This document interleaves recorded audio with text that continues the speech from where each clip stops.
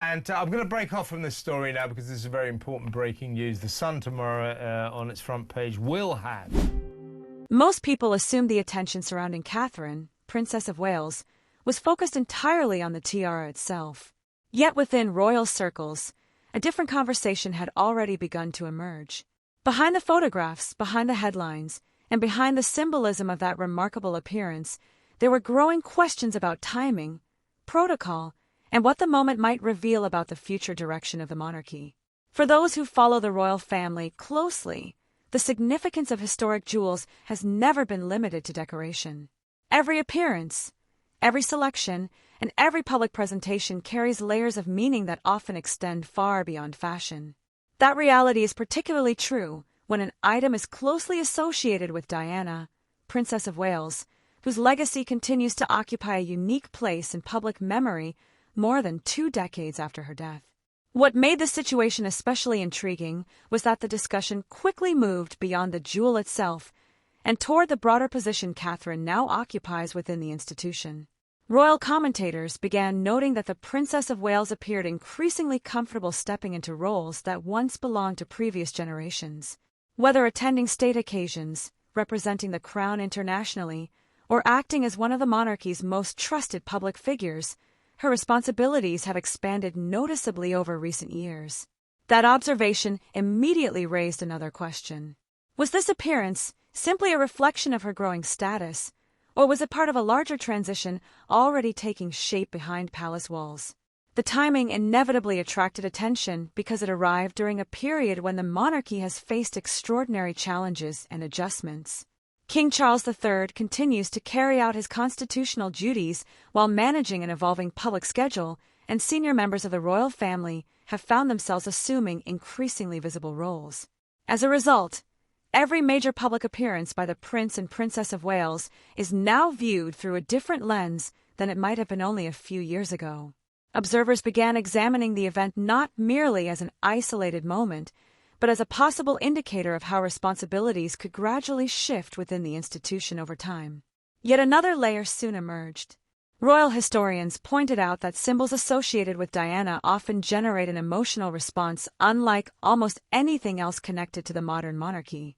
For many people across Britain, the United States, Canada, Australia, and beyond, Diana remains one of the most recognizable royal figures in history. Her image continues to influence public perceptions of compassion, accessibility, and service. That reality creates both opportunities and challenges. While references to Diana frequently generate public goodwill, they also invite comparisons between generations.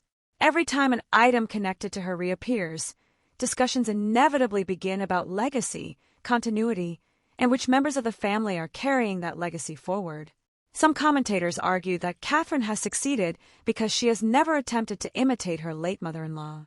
Instead, they believe she has carefully developed her own identity while respecting the history that surrounds the role. Others suggested that public affection for the Princess of Wales naturally draws attention to similarities people wish to see between the two women. But if those interpretations were correct, why did this particular appearance seem to generate a stronger reaction than so many previous royal events? The answer may lie in the wider context surrounding public confidence in the institution itself. Throughout modern royal history, periods of uncertainty have often increased interest in figures perceived as stabilizing influences. During times of transition, audiences naturally look toward individuals they believe represent continuity and reassurance. Increasingly, many analysts have suggested that Catherine and Prince William, the Prince of Wales, occupy exactly that position within the public imagination. That perception carries enormous implications. The future king and his wife are no longer viewed solely as the next generation waiting in the wings. Instead, many people already see them as central pillars of the monarchy's present as well as its future. Every appearance, therefore, becomes more significant because it is interpreted not only as a reflection of who they are today, but also as a glimpse of what the institution may eventually become. And that is where the story becomes even more complicated. Inside palace circles, symbolism has always been carefully managed. Royal households understand the power of visual messaging, particularly during high-profile appearances watched by millions around the world. Whether intentional or not, the images from this event appeared to reinforce a narrative that has been quietly developing for years, a narrative centered on continuity, stability, and preparation for the future. Some royal watchers believe the public response demonstrated how strongly that narrative resonates with audiences. Others questioned whether such interpretations were being exaggerated by media coverage eager to identify turning points where none actually existed. Yet the very existence of those competing views created a fascinating dilemma. If the appearance was simply ceremonial, why did it generate such extensive discussion among historians, commentators, and royal insiders? And if there truly was a deeper message beneath the surface, who was meant to receive it? Those questions became even more intriguing as additional details from behind the scenes began attracting attention. Conversations that initially focused on a historic tiara were gradually shifting towards something much larger, a discussion about influence, succession, public trust, and the evolving image of the monarchy itself. And as that debate intensified, another development was beginning to unfold, one that would push the conversation far beyond a single royal appearance and raise questions that few observers had anticipated.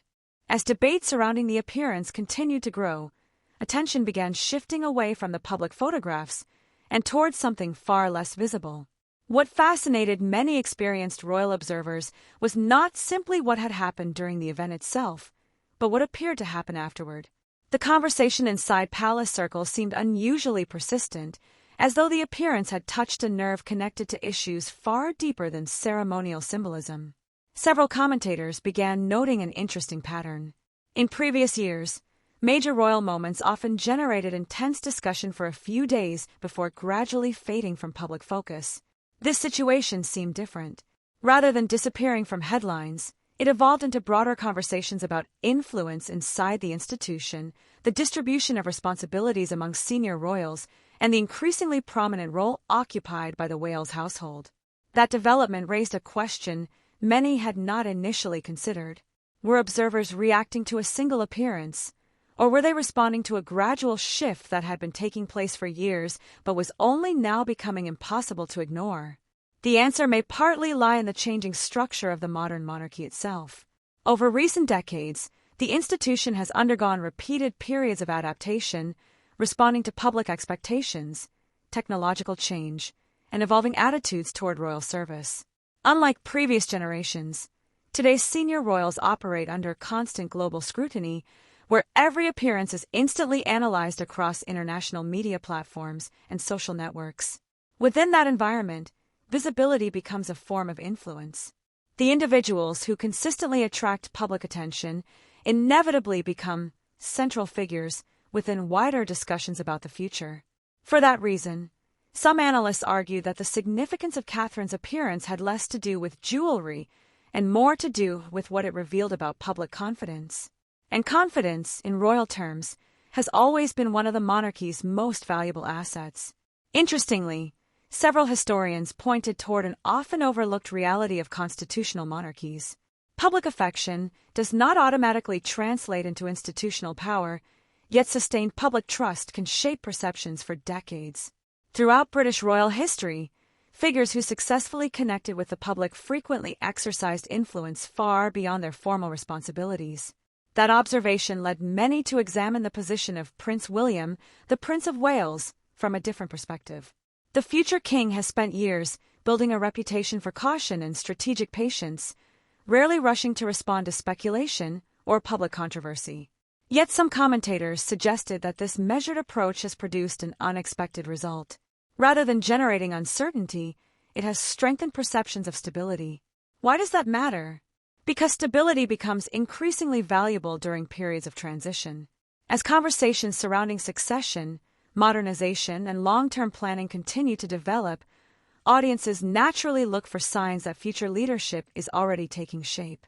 Whether fair or not, many observers increasingly view William and Catherine through that lens. Yet another layer soon emerged.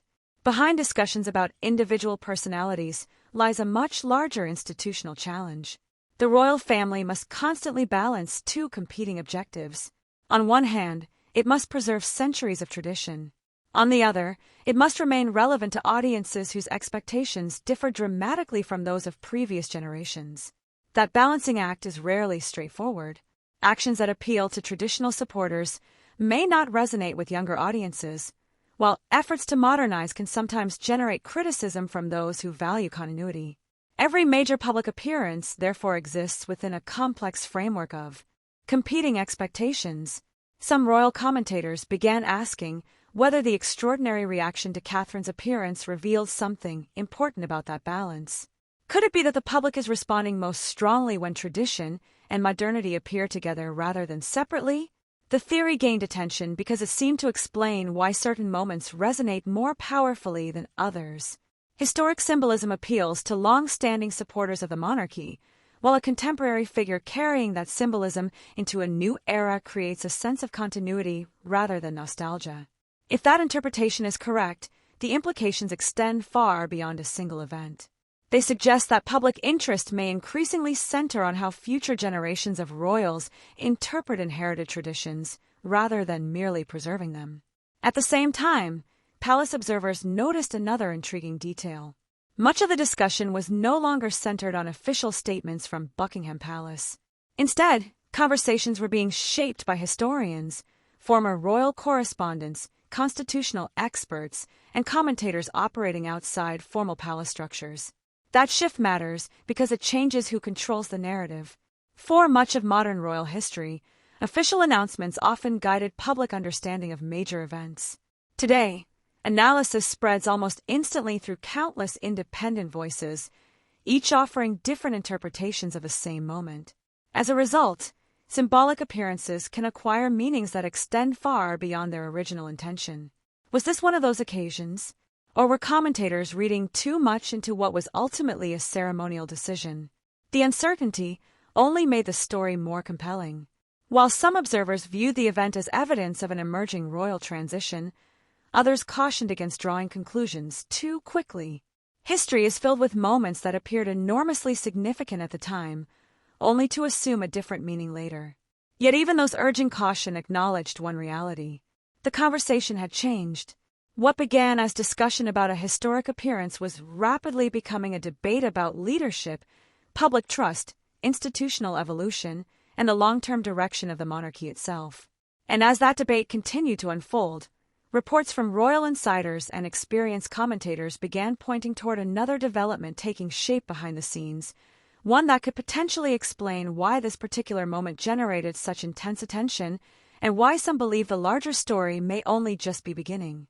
The more analysts examined the broader implications of the moment, the more attention shifted toward a subject that had remained largely beneath the surface until now: preparation. Not preparation for a single event, nor preparation for a particular appearance, but preparation for an era that many believe is already quietly taking shape behind palace walls. For decades, royal transitions have followed a familiar pattern. The public tends to focus on ceremonies, announcements, and constitutional milestones, while the most significant adjustments often occur gradually and almost invisibly long before any formal change takes place. Historians frequently point out that successful transitions are rarely built in a single moment. Instead, they emerge through years of carefully managed responsibility, growing public trust, and subtle shifts in perception. That observation suddenly made recent developments appear far more significant. If the monarchy is entering another period of long-term evolution, then every major public appearance may represent something more than symbolism.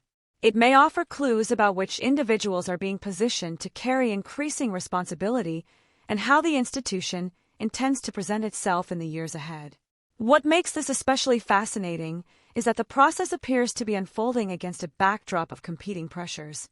On one side stands the weight of centuries-old tradition, an institution built upon continuity, hierarchy, and precedent.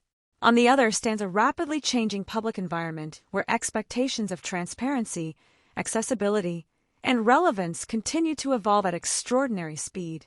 Balancing those realities has become one of the defining challenges facing modern royal households. According to some constitutional observers, that balancing act may help explain why certain figures have become increasingly important. The Princess of Wales occupies a unique position because she appears capable of appealing simultaneously to multiple generations of royal supporters. Longtime followers of the monarchy often appreciate her measured approach to public life, while younger audiences frequently respond to the causes and initiatives she champions. Yet that growing influence creates its own set of questions. As public attention increasingly concentrates around a small group of senior royals, what effect does that have on the wider institution? Does it strengthen the monarchy by providing clear leadership figures, or does it create expectations that become increasingly difficult to manage over time? Those questions are not new. In fact, royal historians often point to previous generations where certain individuals became so closely associated with public confidence that the institution itself appeared inseparable from their personal popularity. The challenge, then as now, was ensuring that public trust remained connected to the monarchy as a whole rather than resting entirely upon specific personalities. That historical parallel may help explain why palace strategy has often emphasized duty over celebrity. Yet modern audiences do not always separate those concepts as neatly as institutions might prefer. The result is a fascinating contradiction. The more effective a royal figure becomes at connecting with the public, the more attention naturally shifts toward that individual.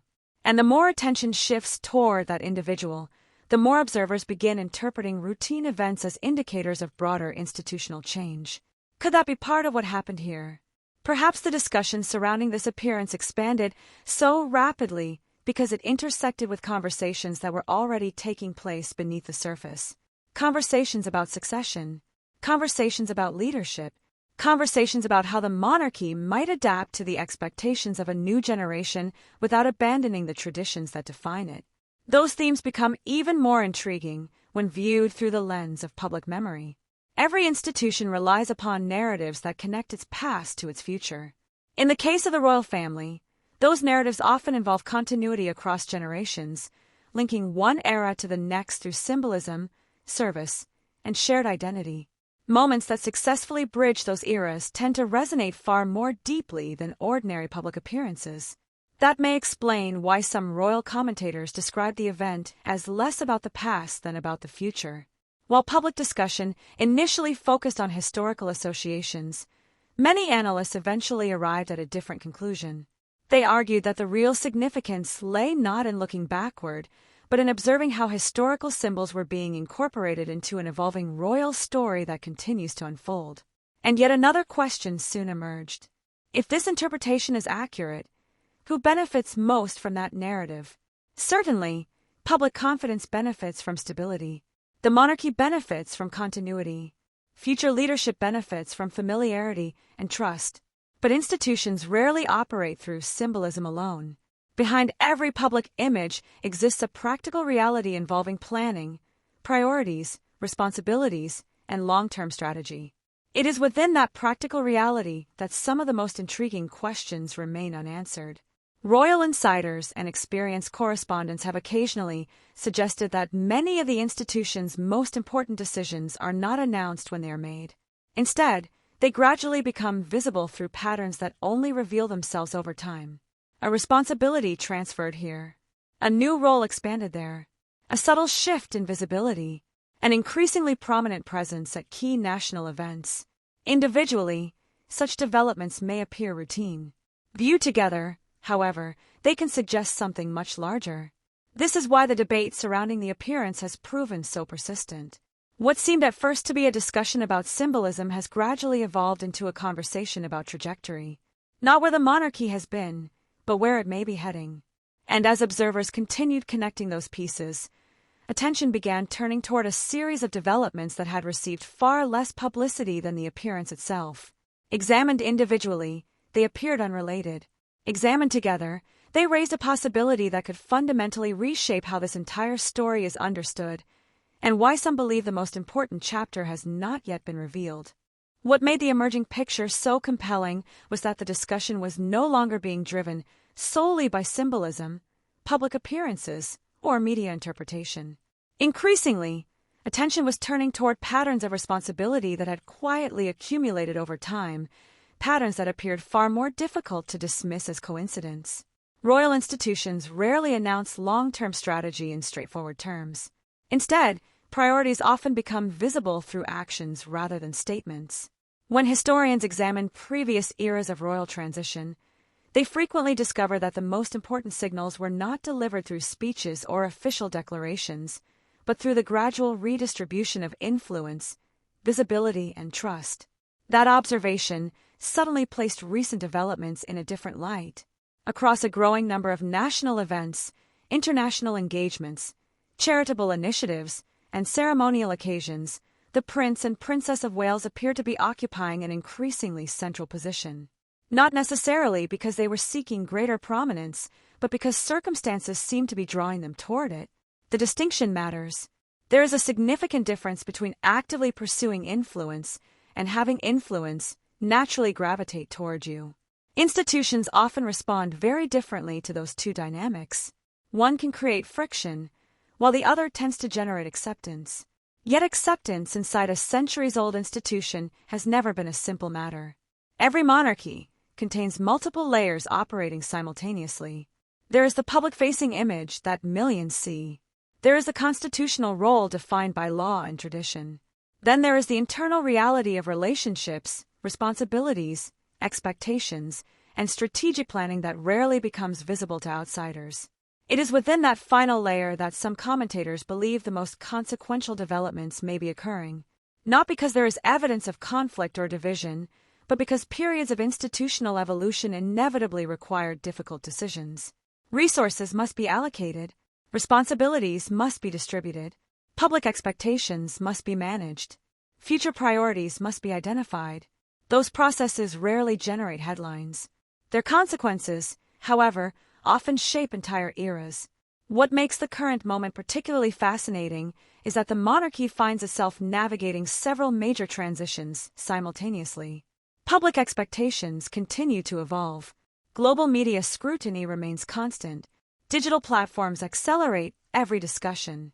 At the same time, the institution must preserve the sense of continuity that forms the foundation of its legitimacy. Balancing those competing pressures requires extraordinary discipline. Some royal analysts have suggested that one reason certain appearances attract such disproportionate attention is because audiences instinctively recognize these pressures, even if they cannot always articulate them. They sense that something larger is unfolding beneath individual events. And perhaps that instinct explains why conversations surrounding this particular moment refuse to fade.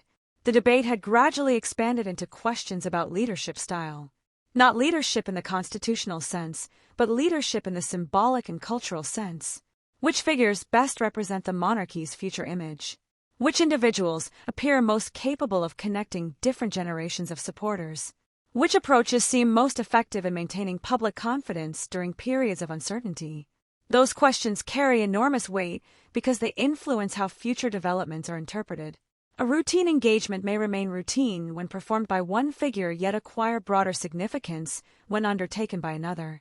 The same action can generate entirely different reactions depending upon who performs it and what audiences believe that action represents. This is where historical parallels become increasingly relevant. Throughout modern royal history, certain periods have been defined by individuals who came to symbolize broader institutional transitions. Their importance often became clear only in hindsight, after historians had the benefit of examining years of accumulated developments rather than isolated moments. Could the current period eventually be viewed in a similar way? Some observers believe that possibility cannot be dismissed. Not because any formal change has occurred, but because public perception itself may already be evolving. Once perceptions begin shifting, institutions often find themselves adapting to realities that did not previously exist. That process creates both opportunity and risk. Opportunity, because strong public confidence can provide stability during periods of transition. Risk, because heightened expectations inevitably increase scrutiny. Every decision attracts greater attention. Every appearance generates deeper analysis. Every symbolic gesture acquires additional layers of interpretation. The pressure created by those expectations can become substantial. For that reason, many experienced royal correspondents have cautioned against viewing recent developments solely through the lens of popularity or media coverage. The more important question may concern sustainability. Can the institution successfully manage growing public focus on a relatively small number of senior figures while maintaining the broader balance necessary for long-term stability? That challenge becomes particularly significant when viewed against the backdrop of future succession. While constitutional processes remain clear, public perception operates according to different rules. Audiences continuously form expectations about leadership, representation, and institutional direction. Those expectations do not determine outcomes, but they can influence how developments are received. And that brings us to perhaps the most intriguing aspect of the entire story. As analysts continued examining recent patterns, some began identifying a series of developments that appeared unrelated when viewed individually but remarkably connected when considered together. Changes in visibility, expanding responsibilities, strategic appearances, growing public engagement, shifting narratives surrounding continuity and leadership. None of those elements proved anything on their own. Together, however, they raised a possibility that could fundamentally reshape the interpretation of everything discussed so far. Because if these developments are not isolated events, and if they instead represent pieces of a broader institutional transition already underway, then the appearance that first captured public attention may ultimately be remembered not as the story itself, but as the moment many people finally began noticing a much larger transformation that had been quietly unfolding for years. And the implications of that realization lead directly to the most important question of all.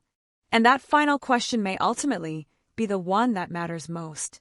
Not whether a particular appearance was significant, nor whether a specific symbol carried deeper meaning than observers initially realized, but whether the public is witnessing the early stages of a broader transformation in how the monarchy presents itself to the world. Because when the individual pieces discussed throughout the story are viewed together, a larger picture begins to emerge, one that extends far beyond any single royal engagement. What becomes increasingly clear is that the institution appears to be entering a period where public trust, continuity, and long-term preparation are becoming inseparable from one another. In previous eras, the monarchy often relied upon tradition alone to reinforce stability. Today, however, audiences expect something more. They want continuity, certainly, but they also want visibility, accessibility, and a sense that the people representing the crown understand the modern world while respecting the history that shaped it. That expectation creates a fascinating challenge. The monarchy cannot simply reinvent itself every decade because its strength has always rested upon continuity. Yet it also cannot remain entirely unchanged when the society around it evolves. The result is a delicate balancing act in which every generation must find its own way of carrying forward centuries of tradition while remaining relevant to contemporary audiences. Many royal observers believe this balancing act may explain why so much attention has focused on the Prince and Princess of Wales in recent years. Their public role increasingly appears to occupy the space between continuity and renewal. They represent the next generation of leadership while remaining deeply connected to the institution's traditions. In many ways, that combination places them at the center of conversations about where the monarchy may be heading over the next several decades. Yet perhaps the most important development is not institutional at all. It is emotional. Monarchies ultimately depend upon public confidence, and confidence is not built solely through constitutional structures or ceremonial duties. It is built through relationships between institutions and the people they serve. Throughout history, certain moments have resonated because they captured something larger than the event itself. They reflected public hopes, concerns, expectations, or aspirations about the future. That may be why the story continued attracting attention long after the initial headlines faded. Many people were not merely reacting to an appearance. They were responding to what they believed the moment represented. Some saw continuity. Others saw preparation. Still others saw evidence of a monarchy adapting to a new era while remaining anchored in its history. Of course, history teaches an important lesson here. The true significance of major royal moments is often impossible to measure in real time. Events that seem transformational can later appear less consequential than expected, while seemingly ordinary developments sometimes prove to be turning points that historians discuss for generations. The challenge for contemporary observers is distinguishing between immediate reaction and lasting significance. And that is precisely why royal commentators continue paying such close attention. The discussion is no longer centered on a single appearance or even a single individual. It has expanded into a broader conversation about succession, leadership, public confidence, institutional resilience, and the future identity of the monarchy itself. These are questions that cannot be answered overnight. Instead, they unfold gradually through years of observation, public engagement, and evolving circumstances. What makes the current moment especially compelling is that the answers may already be taking shape, not through dramatic announcements or constitutional changes, but through subtle developments that reveal themselves over time. The expansion of responsibilities, the evolution of public perception, the emergence of new expectations, the growing prominence of figures increasingly viewed as representing the monarchy's future. When viewed from that perspective, the event that sparked this discussion appears less like an isolated moment and more like part of a much larger narrative already underway. A narrative about legacy, a narrative about preparation, and perhaps most importantly, a narrative about how institutions survive by adapting without losing sight of the principles that define them. For generations, the British monarchy has navigated periods of uncertainty, change, and transformation.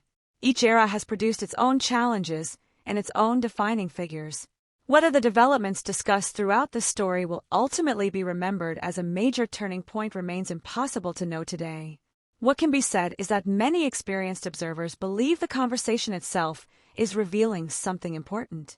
Increasingly, public attention appears focused not only on what the royal family represents today, but on what it may represent tomorrow. And perhaps that is the real story. Not a tiara, not a photograph, not a single royal appearance, but the possibility that millions of people are beginning to see the outlines of the monarchy's next chapter before it has officially begun. As royal watchers continue following these developments, one question remains. Are we simply witnessing another memorable moment in royal history, or are we watching the early signs of a transition that future generations will look back on as the beginning of a new era for the crown?